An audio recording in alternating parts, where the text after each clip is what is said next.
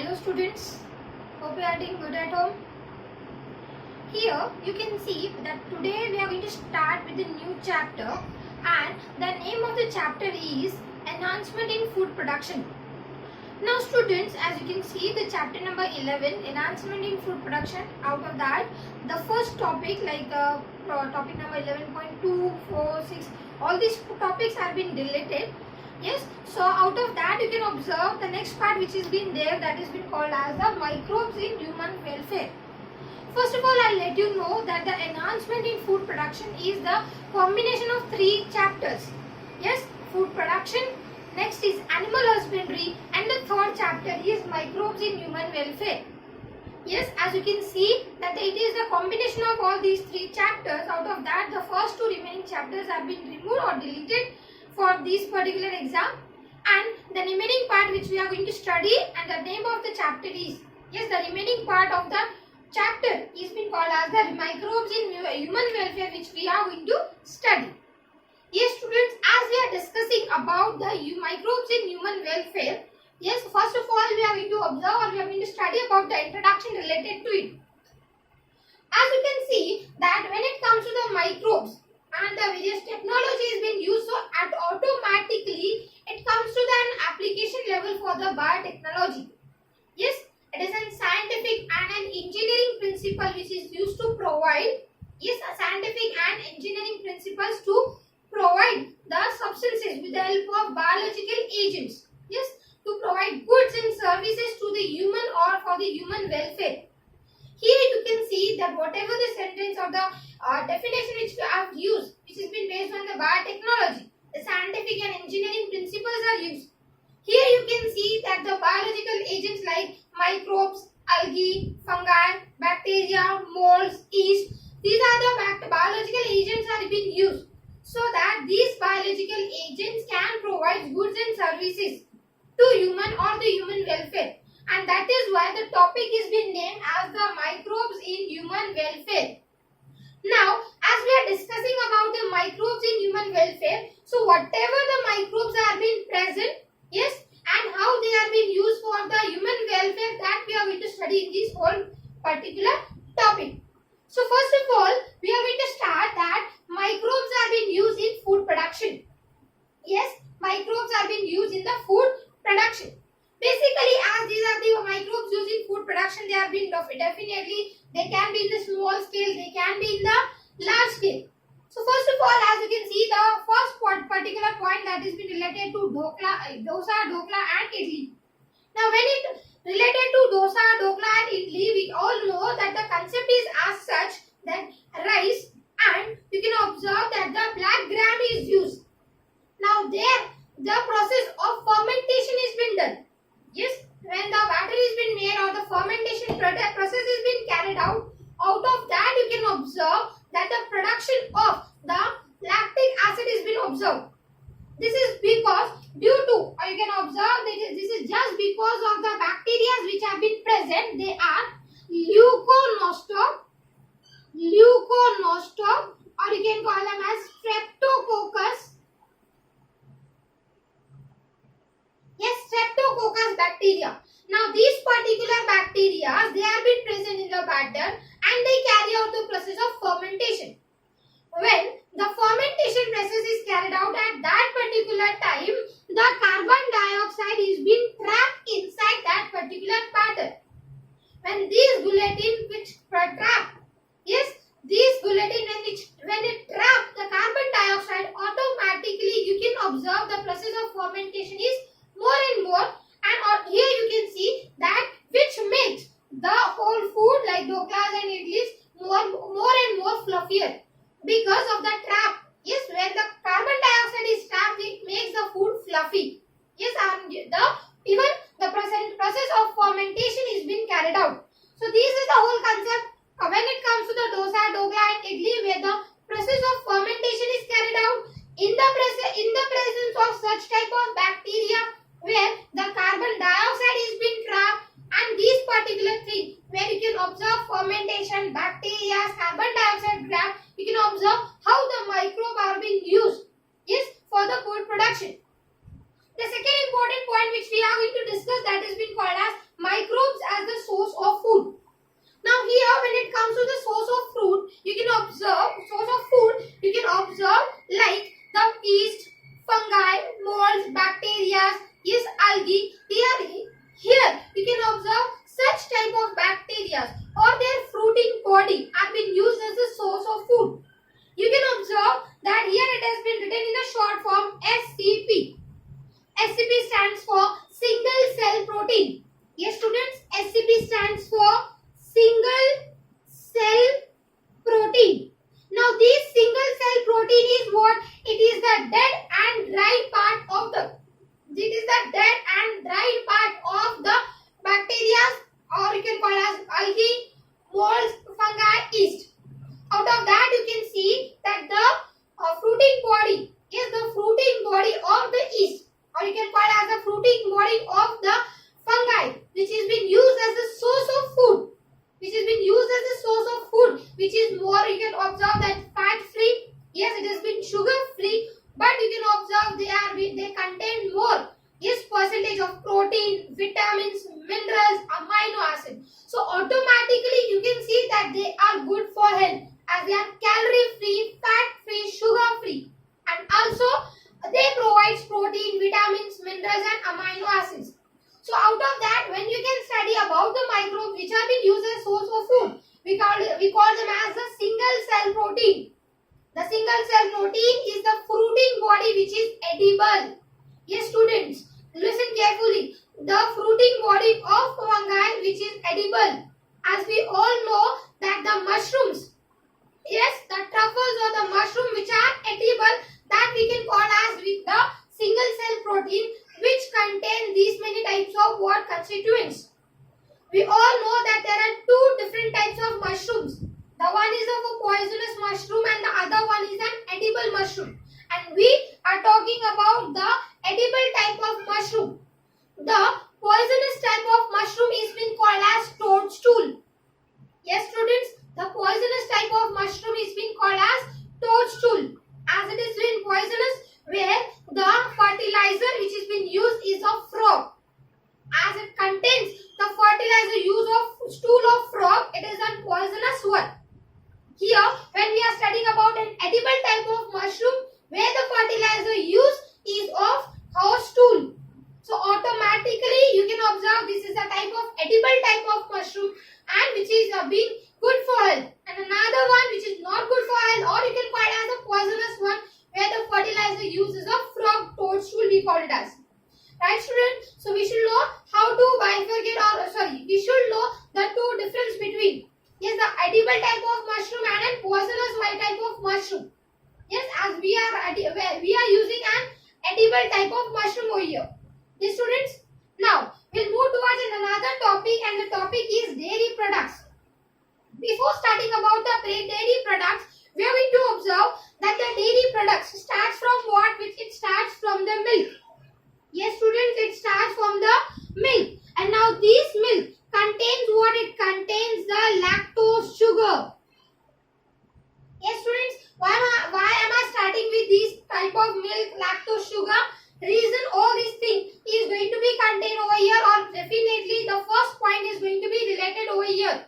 So in the starting, if you are going to understand the whole particular topic, automatically will understand the whole thing. Yes, whichever of the dairy products have been produced, they have been produced by this particular method first of all. So automatically, if you know the basic, automatically we can see that these all the products have been made by this particular process. So now the very first thing which we have to understand is, as such, we know that the dairy products, yes, which have been made from the milk. Now the milk contains what? Milk contains the lactose sugar. As it contains the lactose sugar, in presence of these lactose sugar or addition of any type of lactobacillus, yes, bacteria, it converts this particular lactose sugar into lactic acid. It means what? In between, when I am adding the lactic acid bacteria, which which is going to convert that particular lactose sugar into lactic acid. Right, student? As I am adding the bacteria, it convert the lactic acid. And by this method, I can get what? I can get the curd, I can get the yogurt, I can get the buttermilk, I can also get the cheese. So, the main concept starts over here. What? When the small amount or which contains the millions of the bacteria, the millions of the lactic acid bacteria, which help to convert the milk into curd, into yogurt, into buttermilk and into cheese. So, when we are studying about this particular thing, we should know that a small inoculum, or we call it a small starter, which has been used to convert the milk into curd. Yes, we all know the traditional method. The traditional method to convert the milk into curd just in presence of a small inoculum or a starter which contains the millions of lactic acid bacteria. When a small amount of lactic acid bacteria, yes, or the lactic acid bacteria is being added in the milk, it is converted into curd. But such small amount of lactic acid bacteria contains millions of bacteria. So automatically it is being going to convert it into lactic acid. And out of that we can get so many products from milk. And that is why it has been emphasized that the dairy products are contained, or we are getting so many products out of these. Now here you can see that first of all that the curd is being obtained.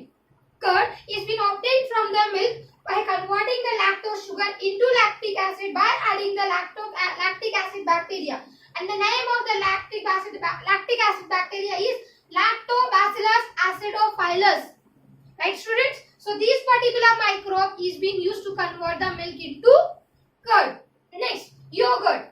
Now you can see, now as it is in trend, the yogurt, as you can observe that even the yogurt is very much important and it is good health.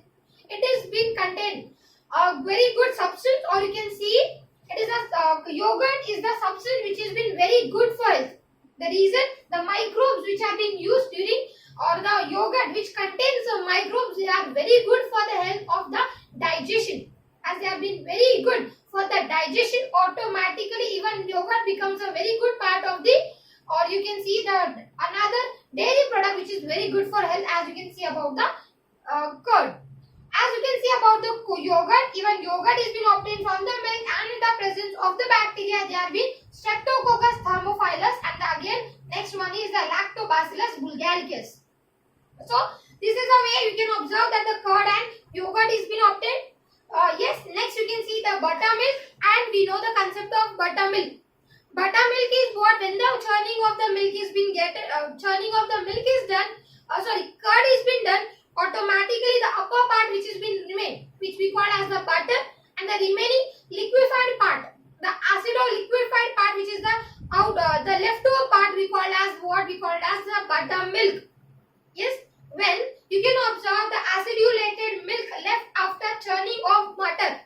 Yes, when the curd is being made on and as the acidulated milk is been left.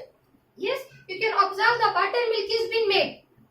Here you can observe the process of what the curd is being made, and out of that the remaining part of the butter is being removed, and the acidulated part of that milk, or we can call as the curd, is going to be an buttermilk. Here you can see that the buttermilk is again the good for health as for the partial digestion. Next you can observe the cheese. When we are discussing about the cheese is again been made from what? It has been again made from milk.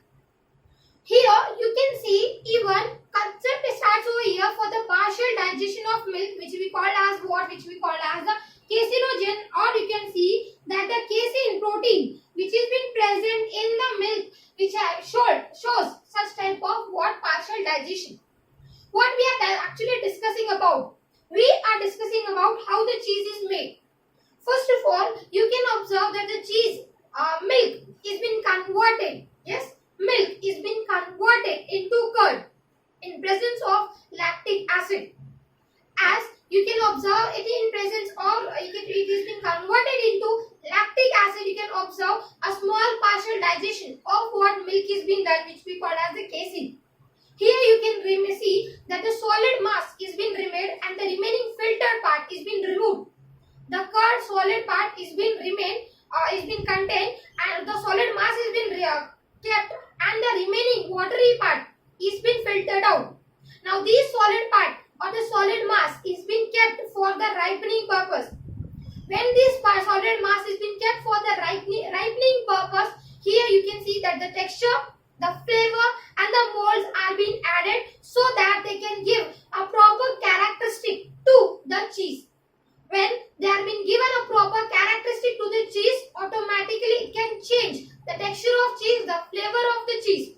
Yes, and you can see that there are various types of cheese over here. We can see the various type of cheese are been seen in the market.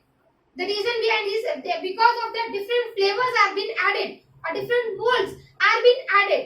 Yes, the molds are nothing but they are the bacteria which have been added during the ripening process. When the molds are added during the process of ripening, they give the flavor to the particular cheese. And automatically you can see that the cheese have been what there are different types of cheese we can see in the market. Now automatically here you can see the very first thing which we have to discuss about cheese. First you can observe that the milk is being converted into lactic acid.